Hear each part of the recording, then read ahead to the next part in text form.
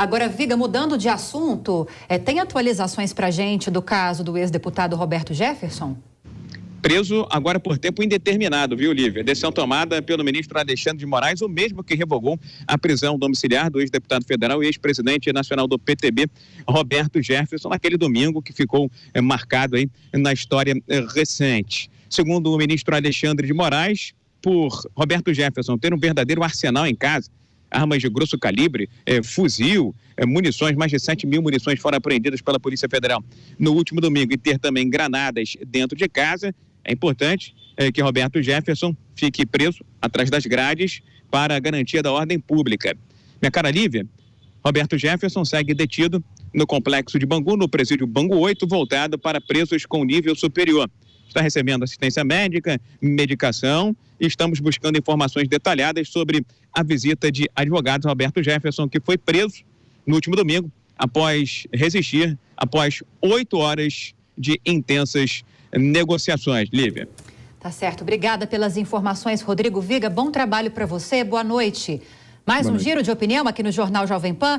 Agora, Alfredo Scaff, quero trazer ao debate agora com você esse último assunto que o Viga destacou para a gente, que foi essa determinação da Justiça de que agora a prisão de Roberto Jefferson, ex-deputado, segue por tempo indeterminado para garantia da ordem. A situação do ex-deputado não está fácil, tem ainda aquele indiciamento da Polícia Federal por 4 tentativas de homicídio contra os agentes que foram cumprir o mandado de prisão no último domingo. Até quando vai essa situação e o que pode piorar na situação também de Roberto Jefferson, na sua opinião? Na verdade, a preventiva, ela, se fosse somente pelo crime que ele já tinha praticado, que ele já estava praticamente sendo processado em domiciliar, ela não poderia, obviamente, durar muito tempo, porque a preventiva ela precisa ser na medida em que o réu tenha que suportar o processo. Ela não pode ser por prazo indeterminado. O Código estabelece um prazo para isso. O problema é que a situação se agravou geometricamente com a questão da troca de tiro com os policiais.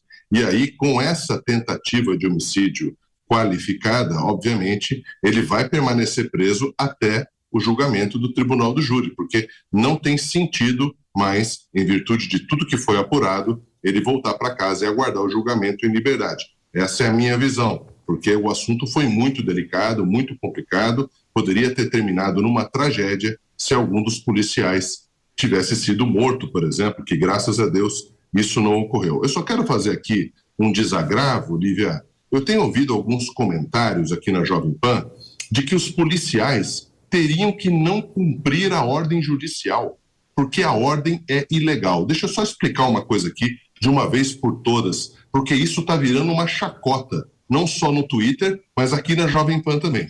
Esclarecer a essa pessoa que está insistindo nisso, que aqui no Brasil o policial cumpre a ordem judicial e não pode discutir a legalidade da ordem. Quem discute a legalidade é o juiz e o advogado que recorra para a instância superior.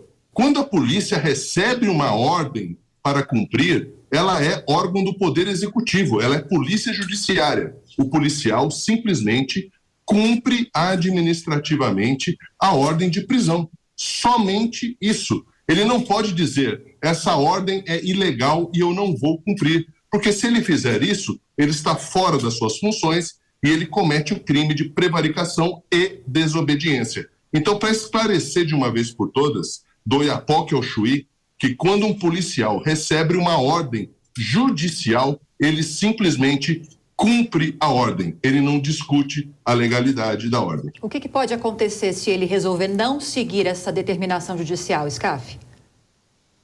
Se o policial não segue a determinação judicial, ele incorre, obviamente, em crime de desobediência, porque a ordem judicial tem que ser cumprida. O delegado de polícia, por mais que ele tenha a mesma formação que o juiz, ele não tem um condão de analisar a legalidade, porque ele não é parte do processo. Ele somente cumpre administrativamente, como órgão policial, parte do Poder Executivo, a ordem vinda do juízo. Até porque as ordens judiciais, Lívia, elas são executadas pela polícia.